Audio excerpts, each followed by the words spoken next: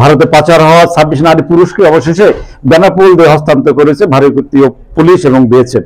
এসব বিষয়ে বিস্তারিত দেখুন ভয়েস অফ। মিথ্যা আশ্বাসে এবং ভারত চাকরি প্রলোভনে ভারতে পাচার হওয়া 26 নারী পুরুষকে দীর্ঘ 3 থেকে 7 বছর পর বেনাপোল ইমিগ্রেশনে হস্তান্তর করেছে ভারতীয় ইমিগ্রেশন পুলিশ এবং বিএসএফ।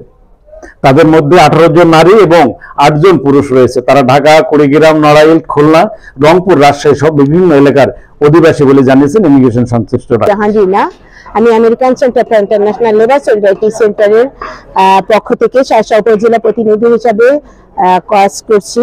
আমি এখানে ইওনো মহোদয় এবং এসিল্যান্ড মহোদয়ের প্রতিনিধি হিসাবে আজকে যে 26 জন ভিকটিম ও উদ্ধার প্রত্যাবর্তিত হলো, এই ভিকটিমদেরকে তাদের অভিভাবক এবং কোন কোন এনজিওরা নেবে তার উপরে আমি সার্বিক তত্ত্বাবধান এবং কাজ করে থাকি। এই শিশুগুলো ইমিগ্রেশন হয়ে থানায় জিডির মাধ্যম দিয়ে কোন এনজিও কোনগুলোকে নিল এবং তাদের একেবারে শেষ পর্যন্ত তাদের কি কোথায় কোথায় নেওয়া হচ্ছে সেগুলোর উপরেই আমি মূলত কাজ করে থাকি। আর হচ্ছে যে এই বিভিন্ন জায়গা থেকে এরা আসে তাদের অভিভাবকদের সঙ্গে এবং তাদের সঙ্গে আমরা কাউন্সিলিং করে থাকি। ইমিগ্রেশন ওসি ইমতিয়াজ হোসেন সহ এনজিও প্রতিনিধিরা জানান, অবৈধভাবে ভারতে প্রবেশের অভিযোগে বিভিন্ন এলাকায় ভারতীয় পুলিশের হাতে আটক হন তারা। পরে 2 থেকে 7 বছর জেল হাজতবাস শেষে তাদের ঠাঁই হয় নিলোয়া সহ বিভিন্ন শেল্টার হোমে। পরে দুই দেশের স্বরাষ্ট্র পররাষ্ট্র দপ্তর সহ এনজিও সংস্থার সহযোগিতায় মঙ্গলবার সন্ধ্যায় দেশে ফেরেন তারা। মহিলা আইনজীবী সমিতির থেকে আসছি, আমি যশোর জেলায় প্রোগ্রাম অফিসার হিসাবে আছি। আজকে যে 26 জন নারী শিশু দেশে ভারত থেকে ফেরত আসলো, তাদেরকে আমরা 3টা সংস্থা মিলে বিভিন্ন আইনের প্রক্রিয়ার মাধ্যমে আমরা তাদের রিসিভ করব এবং তাদের পরিবারের কাছে হস্তান্তর করব। এই নারী শিশুরা কেউ 7 বছর 2 বছর আগে ভারতে বিভিন্ন জায়গায় পাচার হয়ে যায় এবং তারা বিভিন্ন জেলখানা থেকে ওখানকার বিভিন্ন সংস্থা লিলোয়া হোম সিনে এরা বিভিন্ন আছে সংলাপ, এরা সবাই মিলে তাদের সংস্থায় রেখে এই আইনের প্রক্রিয়ার মাধ্যমে ট্রাভেল পারমিটের মাধ্যমে তাদের আজকে দেশে ফেরত পাঠালো। আলাইকুম, আমি ভারতের বেনাপোল ইমিগ্রেশন পুলিশ এবং বিএসএফ তাদেরকে বেনাপোল ইমিগ্রেশন পুলিশ ও বিজিবির কাছে হস্তান্তর করেন, এমনটি জানিয়েছেন ইমিগ্রেশন সংশ্লিষ্টরা। তাদেরকে বেনাপোল কোর্ট থানায় হস্তান্তর করা হয়। পরে সেখান থেকে তাদেরকে রাইট যশোর এবং বাংলাদেশ মহিলা আইনজীবী সমিতির জিম্মায় দেওয়া হয়েছে।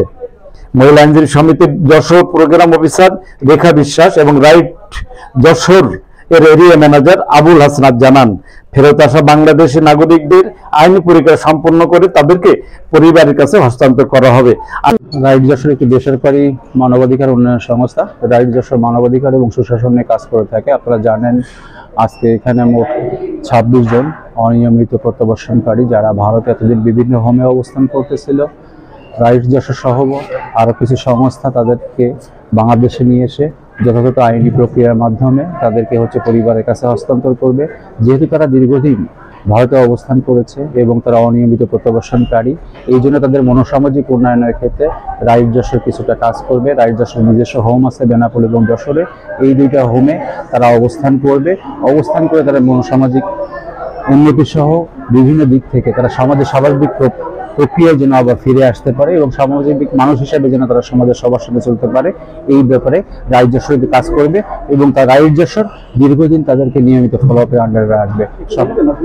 কতদিন পরে কোথায় ছিল? আসলে এরা বিভিন্ন, যেমন মনে করেন মহারাষ্ট্র রেস্কিউ ফাউন্ডেশন আছে, নিলয় আছে, ঠিক আছে। আমরা যেমন বাংলাদেশের মানবাধিকার এবং সুশাসন নিয়ে কাজ করি, ভারতেও ঠিক এই ধরনের প্রতিষ্ঠান আছে। তাদের ভিতরে রেস্কিউ ফাউন্ডেশন নাম একটা।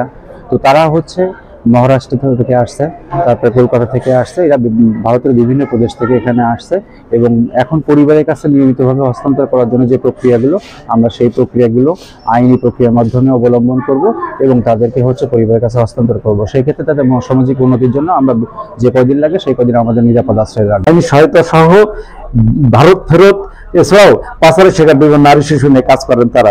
দেন আইনি সহায়তা সহ মানবিক বিভিন্ন বিষয়ে দেখছেন তারা, এমনটি জানান এনজিও সংস্থার প্রতিনিধিরা। বাংলাদেশ থেকে একটা প্রতারণার শিকার হইয়া একটা ছেলের সাথে পরে ওইখানে নিয়ে ওকে বিক্রি করার চেষ্টা করে। তারপরে আর কি ওইখানের পুলিশ ধরে ওকে কলকাতা কমে দেয়া দেয় এখানে। মেয়েকে ফিরে পাইছি, তারপরে মাধ্যমে ভালো লাগছে আমার কাছে। ওখানে ওই এক চাংলার সাথে গেছিল প্রতারণা ভাবে, যার পর ওখানে আটকা পড়ছিল। এই কাগজপাতি হলে লাগাতে দিয়ে ইয়ে করে আসলাম এই জায়গায় নিতে আসলাম। ওকে নিয়ে আসছে বাংলাদেশের পুলিশের সহযোগিতায়। আমরা ওকে কাছে ভাইয়া অনেক গর্বিত, নিজেকে অনেক ধন্য মনে করতেছি। আমাদের ভিডিওটি সম্পর্কে মতামত জানাবেন লাইক ও কমেন্টস করে, আর আমাদের ভিডিওটি ভালো লাগলে শেয়ার করে অন্যকে দেখার সুযোগ করে দিবেন। আর আমাদের চ্যানেলটিতে নতুন হলে সাবস্ক্রাইব করে নেবেন এখনই, কারণ সাবস্ক্রাইব করা থাকলে সবার আগে পেয়ে যাবেন আপডেট ও নিত্য নতুন খবর।